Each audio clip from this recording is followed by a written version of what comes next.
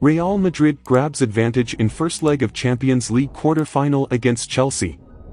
Karim Benzema and Marco Asensio struck for Real Madrid as the Spanish giant dominated 10-man Chelsea and opened up a 2-0 lead in the first leg of their Champions League quarterfinal on Wednesday.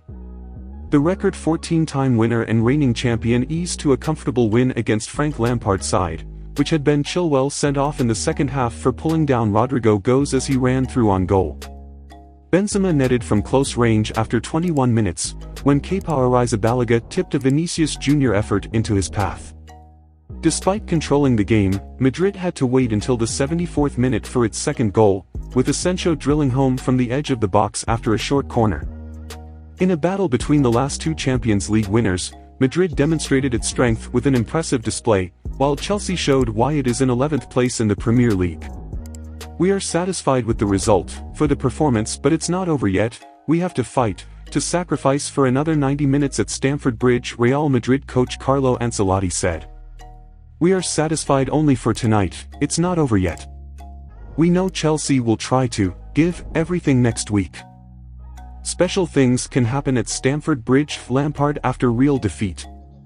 Frank Lampard says Chelsea can overcome a 2-0 deficit in the second leg of their Champions League quarter-final against Real Madrid next week, insisting special things can happen on European nights at Stamford Bridge. Goals by Karim Benzema and substitute Marco Asensio gave reigning champions real control in the Spanish capital on Wednesday, but Chelsea stayed in the tie despite playing for more than half an hour with 10 men. The Spanish giants could have made the second leg a formality had they been more clinical, and Chelsea's interim manager Lampard said Real may live to regret that.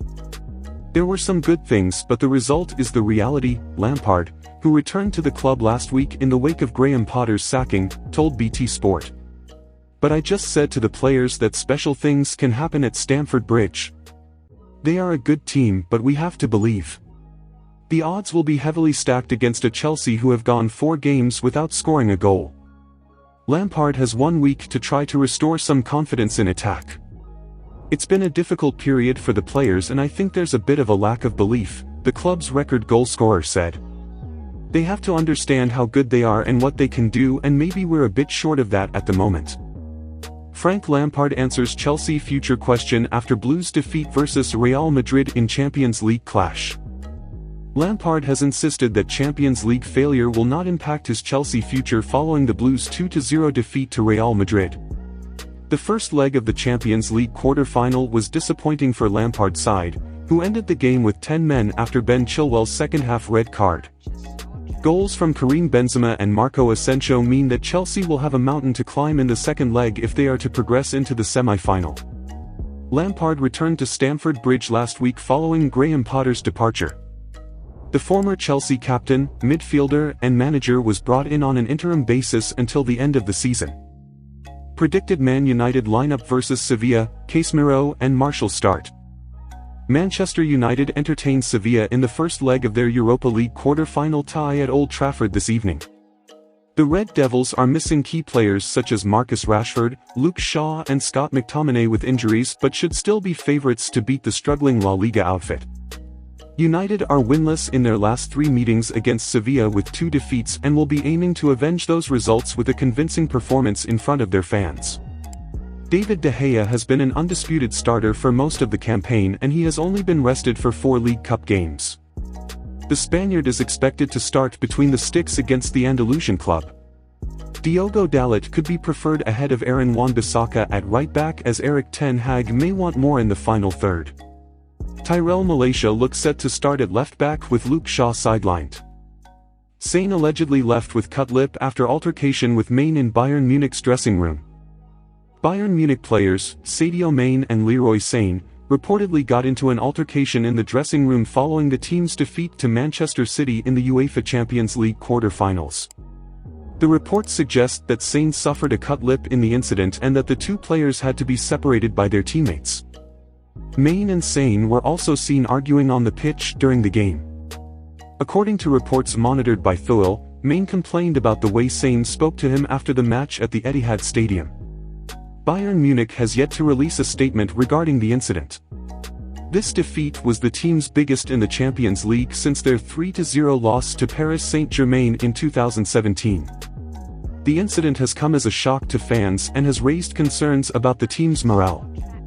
However, it is not expected that the altercation between the two players could have a negative impact on the team's performance in their upcoming games. Kalidou Koulibaly, Mason Mount, Chelsea injury news and return dates after Real Madrid loss. The Blues have some fresh concerns in the medical department after defeat to Real Madrid in the Champions League. Chelsea have work to do back at Stamford Bridge next week after defeat to Real Madrid in the first leg of the Champions League quarterfinals. The Blues struggled at the hands of Los Blancos as Karim Benzema's strike gave the home side the lead in the tie at the Santiago Bernabeu. An injury concern for Kalidou Koulibaly saw him come off early in the second half before Ben Chilwell was sent off for a last-man foul on Rodrygo. Marco Asensio then doubled the La Liga side's tally with an effort from range, meaning Chelsea need a huge turnaround at the Bridge. Frank Lampard was boosted by the return of a few key players in the clash, while it remains to be seen if Koulibaly's injury is a serious one or not. Here's a look at the latest Chelsea injury news and the expected return dates. Paris Saint-Germain's coaching position could be open soon, with Christophe Galtier having an uncertain future. As a result, various names are linked to leading the capital club for the 2023-24 season, and one rumor is Marcelo Gallardo.